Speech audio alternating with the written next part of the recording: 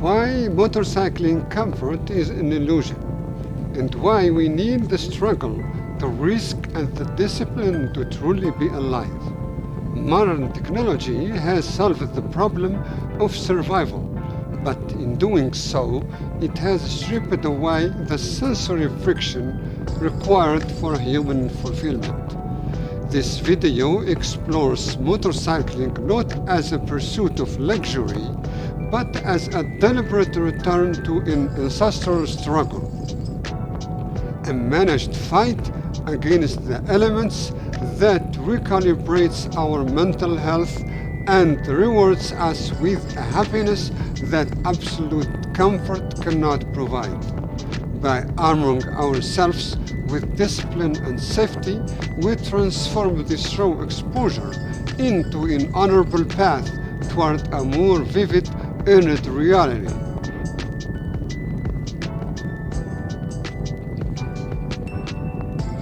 The honest truth. My point of view on this subject may upset many riders, especially those currently chasing the dream of absolute comfort. But my defense is absolute honesty. We have been sold a lie by marketing departments, the idea that the ultimate ride is one where you feel nothing. But if you want absolute comfort, you don't buy a motorcycle, you buy a car. A car is objectively better at being comfortable.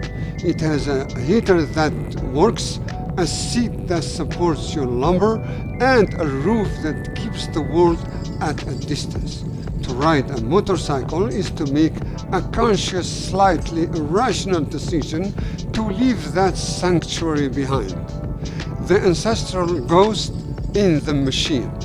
To understand why we do this, we have to look back farther than the invention of the internal combustion engine. For hundreds of thousands of years, the history of humanity was shaped by a relentless fight against the environment. Our ancestors were forged by the cold, the heat, the fear of the unknown, and the grueling physical reality of travel. Evolutionary biology didn't design us to sit in a padded chair at 22 degrees Celsius. It designed us to be alert, to feel the drop in temperature that signals a storm, and to balance our weight against the shifting earth. Today, modern technology has made that fight disappear. We have conquered the elements so thoroughly that we have become biologically stagnant. The motorcycle is a Darwinian disguise.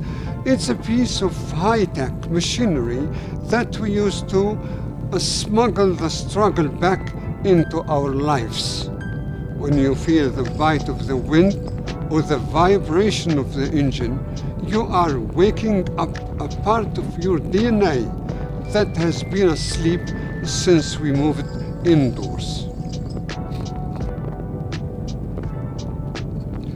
The fight as a path to happiness. We do not seek this fight for the sake of pain itself. We seek it because the struggle is a fundamental requirement for human happiness. Modern psychology tells us what a brain with no obstacles becomes a brain that creates its own problems. In our world of absolute comfort, we suffer from a sense of unrealness. By choosing a little cold, a little instability, and a little risk, we are performing a mental and physical reset. This managed struggle triggers the release of neurochemicals, dopamine, endorphins, and adrenaline that only come when the body feels it is overcoming an obstacle. We aren't being masochistic, we are being medicinal.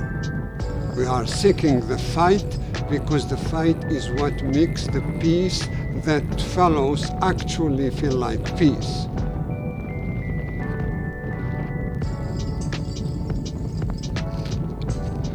The honorable warrior safety as discipline. If we embrace the fight, we must do so with the respect it deserves. To seek the struggle is not to be reckless, it is to be a professional. The true rider prepares for the arena. This is where the gear, the traffic rules, and the respect for other road users come in. Wearing a full helmet and an armored leather isn't about seeking comfort, it's about staying in the fight. If you ride without gear or without discipline, you aren't a warrior, you are a gambler, and the gamblers eventually lose. By adhering to the rules of the road and mastering your machine, you render the fight honorable. You show respect for the environment, for the machine, and for your own life.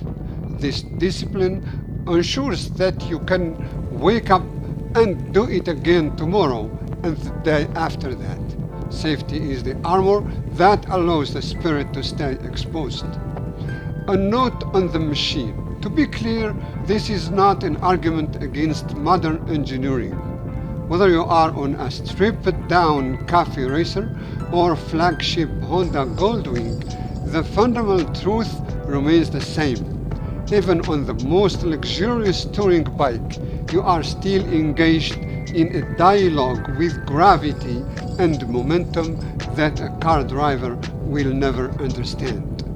We aren't against comfort, we are against the avoidance of life. We are encouraging those who stay off the road because they fear being uncomfortable.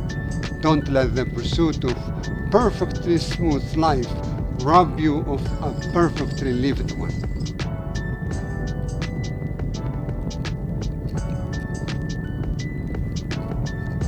In conclusion, the earned arrival.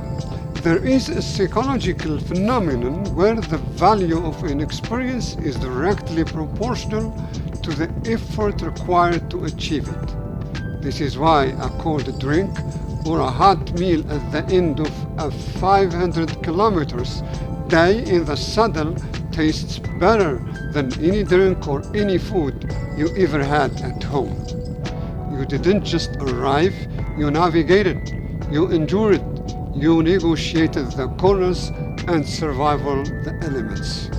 You stepped out of your comfort zone, and in doing so, you satisfied the ancestral urge to overcome. The person who gets off the bike at the end of the day is not the same person who got on it that morning. If you want to be comfortable, stay on the couch. If you want to feel the world and feel yourself, get on the bike, gear up, and embrace the friction. Your happiness depends on it. Thanks for watching.